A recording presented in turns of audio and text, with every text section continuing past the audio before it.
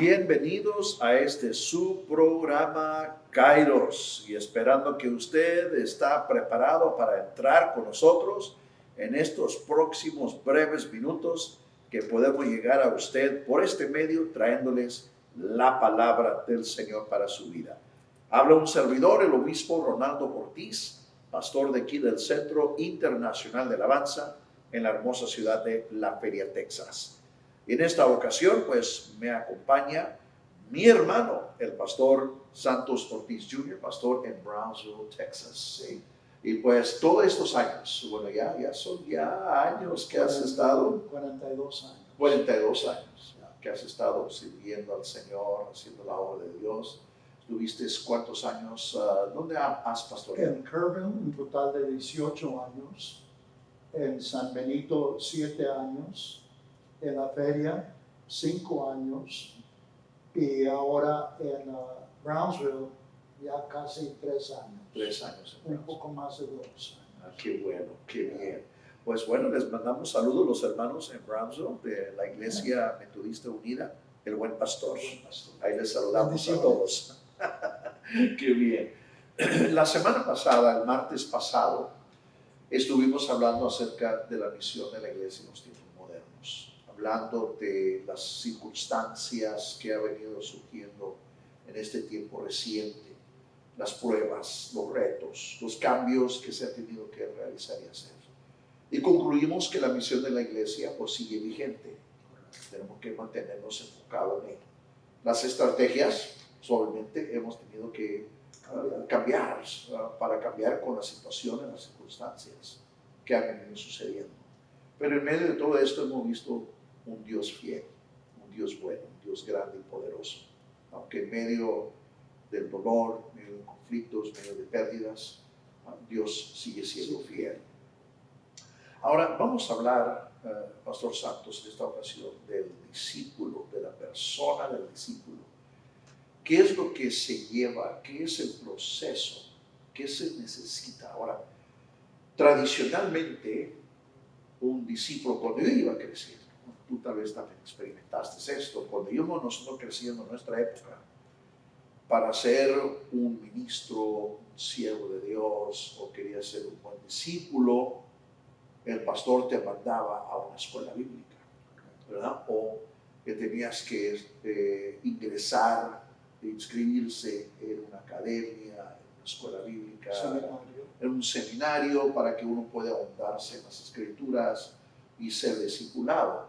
¿Cómo trabaja ahora en estos tiempos? ¿Cómo se manejaría ahora esto? ¿Seguiría ese mismo ritmo o qué es lo que se da de enfoque para eso? La diferencia clave es en la distinción entre a quién le corresponde, a quién le toca la responsabilidad de ir y hacer discípulos. A los que tienen su título, a los que tienen su bachiller o su maestría, o a todo ser cristiano, a todo creyente. Todos somos llamados a ir y a ser discípulos a todas las naciones. No tenemos que preocuparnos si nos falta estudio o tenemos mucho estudio. Porque en ese tiempo Jesús dijo, el Espíritu Santo os dará saber qué es lo que van a compartir, qué es lo que van a usar. Así que cada uno de nosotros hemos sido capacitados para hacer discípulos a todo el que cree. Pero hablando del proceso entonces, ya tú aclaraste algo, este es el trabajo de todos, de ir a ser discípulos. No es nada más trabajo de los que tenemos títulos o los que tenemos, un ministerio, un llamamiento, sino que este llamado es para todos los hijos de Dios. O sea, todos los creyentes tenemos ese llamado para reproducirnos. Que en realidad ese es el trabajo de la iglesia, de reproducirse, porque la iglesia es un organismo vivo, correcto, que se tiene que multiplicar. De hecho, el Señor dijo ir y hacer. O sea, multiplicar y hacer discípulos. En la primera época de la iglesia vimos cómo se multiplicó. Iban entregándose a Cristo, entregándose al Evangelio, miles, multitudes que se iban entregando al Evangelio y al llamado de la predicación de los apóstoles. Pero luego los apóstoles los enseñaban, así como Jesús les enseñaba. les enseñaba la convivencia, que era servir la mesa del Señor. Les enseñaba cómo servir a su comunidad, para las viudas que eran desatendidas, etcétera, etcétera. Entonces ese era el trabajo que los apóstoles tenían que hacer, en reproducir estos discípulos. ¿Qué son los conceptos? ¿Qué son las cosas útiles que necesita para formar al discípulo? Después de que terminamos la última sesión, tú aludiste a una escritura en 2 de Timoteo, capítulo 3, creo que el verso Sí. 17, Así es. donde dice que nosotros debemos de predicar a tiempo y fuera de tiempo, reconociendo que las escrituras fueron inspiradas por Dios y no por el hombre, y a fin de que todo hombre sea perfecto, sea completo, que sea lleno en su totalidad de los propósitos de Dios. Si me permite leer la escritura. Sí. Dice el verso 16, 1 Timoteo 3, 16, 17, dice: toda escritura es inspirada por Dios y útil para enseñar, redarguir, para corregir y para instruir en justicia, a fin de que el hombre de Dios sea perfecto, enteramente preparado para toda buena obra.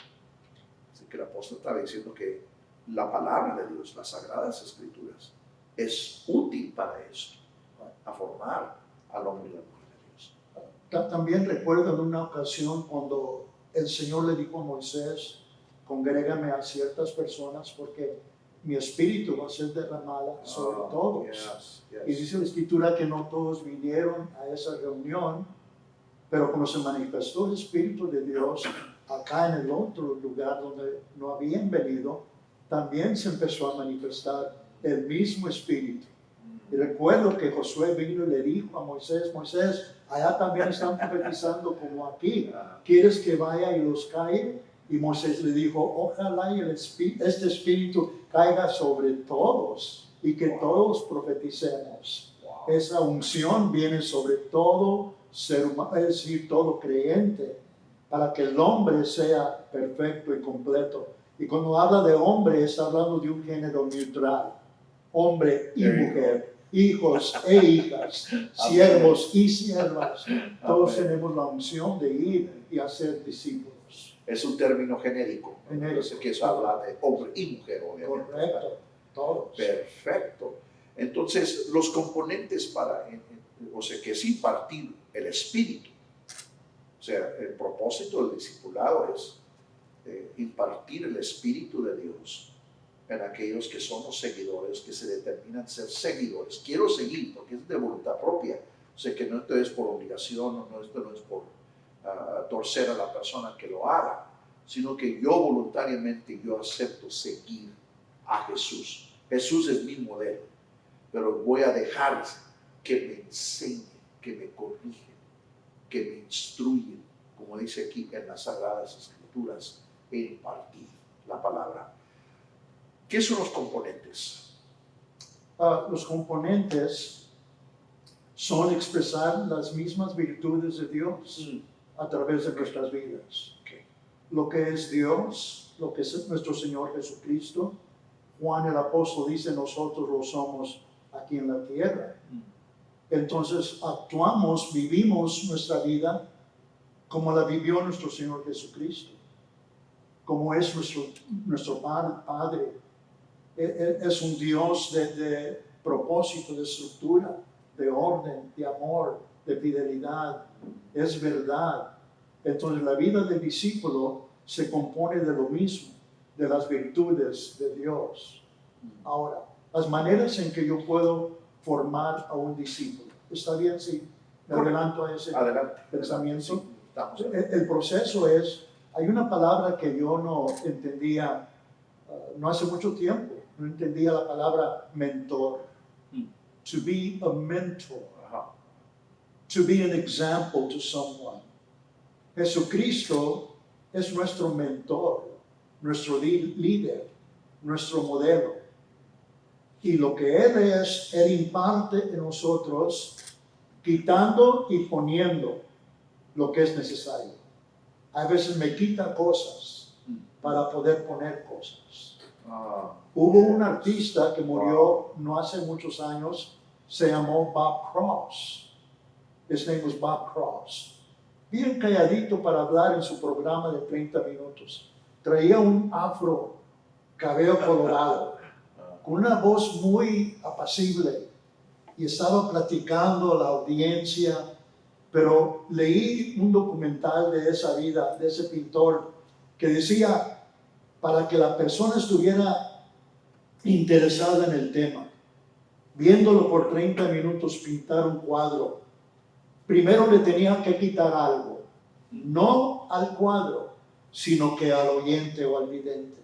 Le tenía que quitar aburrimiento, desconfianza, desinterés. wow. Tenía que quitarle todo eso, impartiendo confianza a la audiencia para que luego él pudiera poner colores y pintura. Y se hacía un cuadro hermoso. El objetivo de ese documental era enseñar a cada uno de nosotros que tenemos una habilidad dentro de cada uno.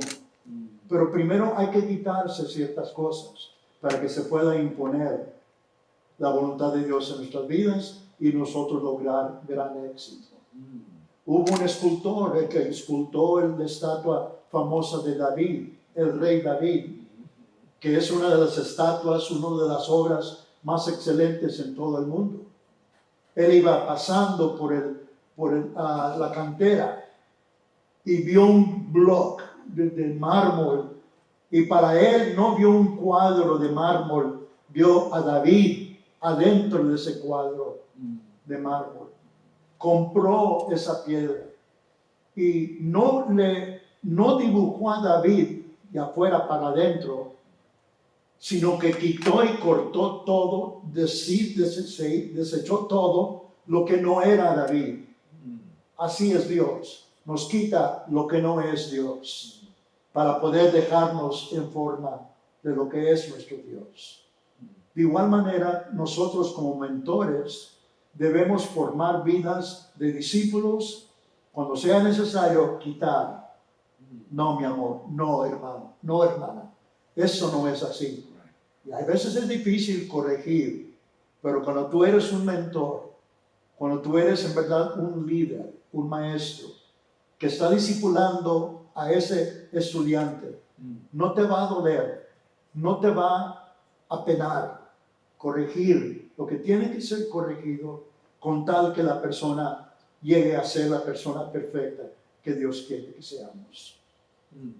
Por eso la escritura recalca lo que acabamos de leer en 2 de Timoteo 3:16, que toda escritura es inspirada por Dios y útil para corregir, redarguir, para enseñar, para instruir en toda justicia.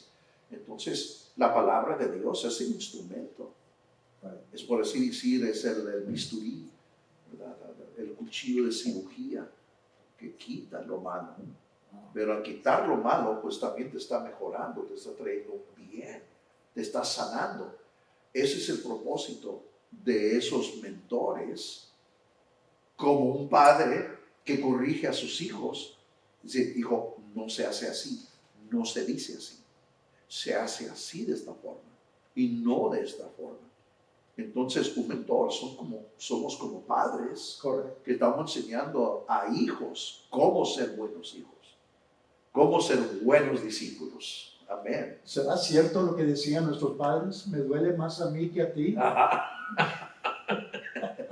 Y vámonos. No, a mí me dolía más que a ellos, pero en verdad no es fácil a veces corregir y quitar y cambiar, tratar de cambiar la mentalidad de la persona al punto en que él o ella lleguen al pensamiento de Dios, al pensamiento de Cristo en sus vidas. Some people don't want to rock the boat, so we let it go. Pero hay que ser valientes y hablando la verdad en amor. Yo creo que mentores también, hermanos santos, debemos de ser más conscientes de lo que hacemos, porque no es nada más compartir información. Eso hay mucho, es compartir información, sino es impartir valores, convicciones que revelan el carácter de Cristo. Es decir, de que si queremos formar Cristo como el apóstol Pablo que dijo, yo trabajé, tenía dolores de parto hasta que Cristo era formado en nosotros. Entonces duele el proceso. Que hay que decir, hermano, eso no se hace, es incorrecto, es indebido, porque no revela el corazón de Jesús. No revela el corazón de Jesús. En vez de sentarnos y decir, te voy a enseñar la palabra, 3, 4 puntos, la introducción y un final, ¿verdad? Y luego clausuramos. No, esa es una impartición de vida. Es una impartición de la palabra que transforma. Que eso es lo que hace la palabra. La palabra de Dios nos cambia, nos transforma. Y ese debe de ser el elemento necesario para adiestrar, para enseñar a los discípulos. Porque la misma palabra de Dios tiene las condiciones de las convicciones, los valores, lo que rige los comportamientos y también nuestra manera de pensar. Hermanos santos, comparte un tantito de sus experiencias. Me imagino que cuando tú ibas creciendo en el Evangelio, cuando las ocasiones de que mentores impartieron en ti, ¿cómo llegaron a impactar tu vida? Algunas muy penosas, por supuesto. A eso quería llegar. Recuerdo, ayer estuvimos en un funeral de una hermana matriarca de la obra, una gran señora, y su nieta, la mayor de los nietos de ella, que fueron muchos.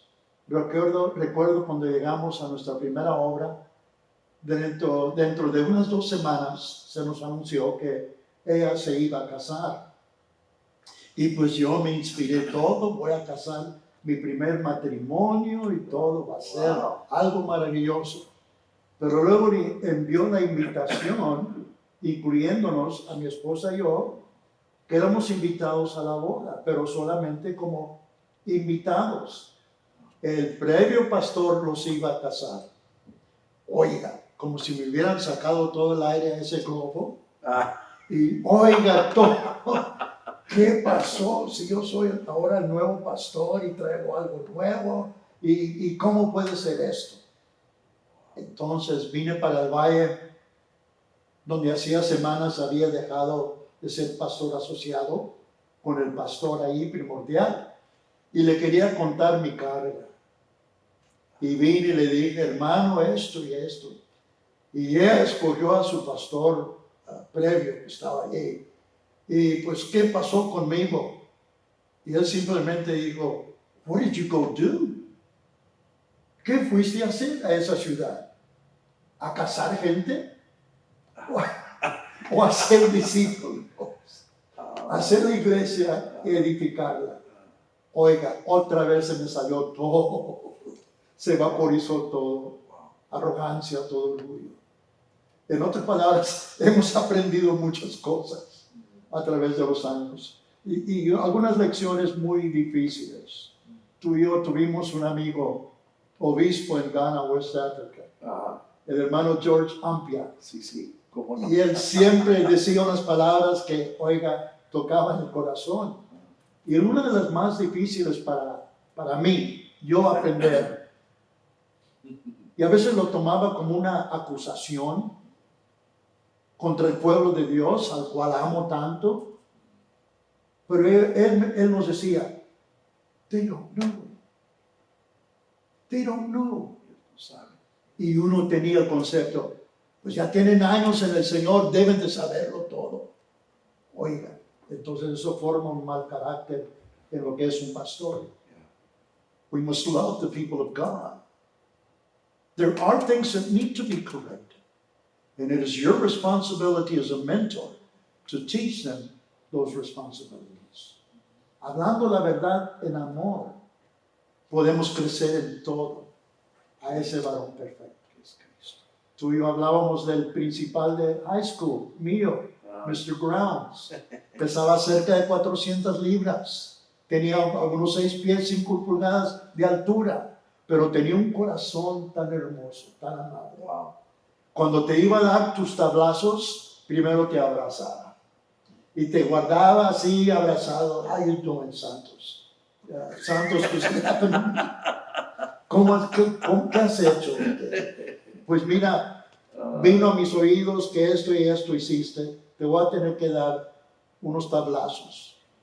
Pero después de que me amaba, me corregía. Y después de que me corregía, me volvía a amar. Así es el mentor. Viene la impaciencia, viene la frustración, viene el desánimo. Como a un maestro o maestra de escuela pública. Oiga, qué paciencia para esos individuos. Sí, sí. Porque hay unos santos ahí. Yo digo santos Ortiz. Ajá. Hay estudiantes difíciles y no todos aprenden con una sola lección.